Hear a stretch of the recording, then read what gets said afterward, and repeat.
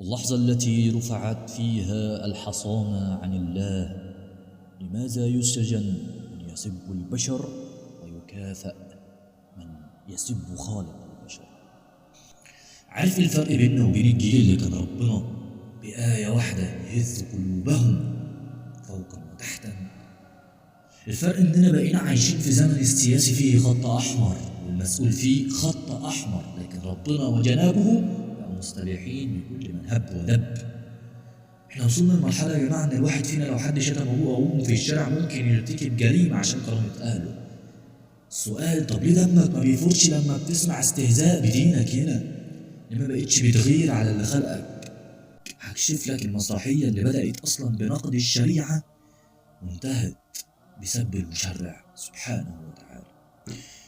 اسمع الكلام ده عشان تبرئ ذمتك، عشان تبرئ ذمتك قدام ربنا، ان السكوت دلوقتي بقى مشاركة في الجريمة. اول محور هنتكلم عليه هو الحصانة الملعونة وتكميم الاحتساب. بعض الدعاة حط ايده على الجرح وقال ان الجراءة اللي هي بتاعت الناس اللي بيسبوا الله عز وجل دي بدأت بقرارين اخطر من بعض. الاول ان قضايا الاعلاميين بقت بره المحاكم ما بيتحاسبوش عليها، يعني حصانه مقصوده للي يغلط في الدين. والتاني انهم لغوا الاحتساب او المحاكم اللي بتدافع عن حق ربنا، فبقت اللعبه مكشوفه. تطلع على التلفزيون تتريق على الحجاب او الصلاه بقت حريه راي، تطلع تتكلم عن مسؤول يقولوا فتنه. يا جماعه الاستهزاء بالدين هو الفتن. لو كان اللي بيتعامل في الدين بيتعامل ربعه في السياسه، كان زمان الممثلين دول والكتاب دول اللي بيسبوا الله عز وجل ورسوله دول في خبر كان. يا سادة، احفظوا دين الله عز وجل عشان ربنا يحفظكم ويحفظ لكم دنياكم وكراسيكم دي. وفي المحور الثاني نقول أن سب الله كفر فوق الكفر. في ناس فاكرة أن سب ربنا ده فور الدم كده، سب ربنا فور الدم كده. لا، ده كفر ملهوش تبرير اصلا. الملحد نفسه بيقول مفيش اله، لكن اللي بيسب ربنا هو معترف بوجوده وبيتحداه في ملكه وبيسبه.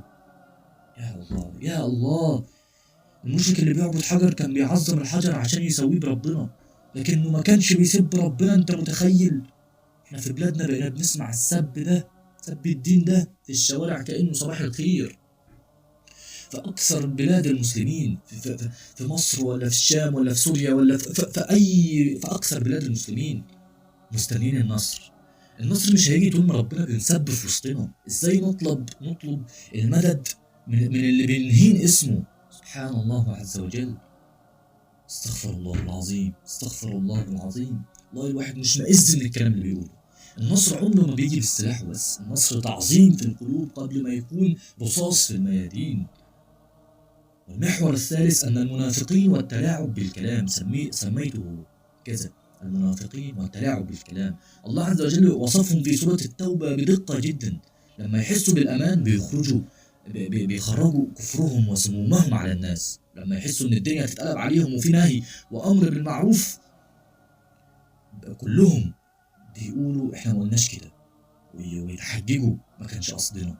الله عز وجل قال على الناس دي يحلفون بالله ما قالوا ولقد قالوا كلمة الكفر بعد إسلامهم. الاستهزاء بآيات الله ده مرض. اللي بينسى نعم ربنا عليه هو اللي بيسب وبيتجرأ على اسم الله عز وجل. اللي الدنيا سخرت بيه هو اللي بيحاول يسخر من المؤمنين. فاوعى تفتكر ان سكوت الرسامين على المهزلة ديت معناه انهم صح. السكوت ده هو اللي بيفتح باب البلاء، اللي مش هيسيب حد. في النهاية عشان الواحد مش قادر يتكلم على الأمور دي والله. نهاية الكلام، الإسلام يا جماعة مش محتاجنا عشان ندافع عنه. الإسلام زي ما قلنا في الفيديو الآخر إن الإسلام جبل، واللي بينطح الجبل براسه عمر ما الجبل بيتوجع، بل رأسه هي اللي تتوجع وتنكسر. فإحنا محتاجين نغير على ربنا، مش عشان إنسانيتنا تكمل. محتاجين إن إحنا نغير على ربنا وجهنا يعبس في وجه، نسب الله ونعصي الله وكذا وكذا. لو سمعت حد بيغلط في دينك ما تبقى سلبي، ارفض، اتكلم، وعي الناس، عرف ولادك ان الله عز وجل هو اعظم واقدس ما نملك. تسمحش لشوية أرزقية في الإعلام يشوهوا فطرتك أو فطرتك. قال الله عز وجل إن تنصروا الله ينصركم، فابدأ بنفسك وعظم ربك في قلبك. الله عز وجل يرفع عنا البلاء ويحيي قلوبنا من جديد. الله المستعان.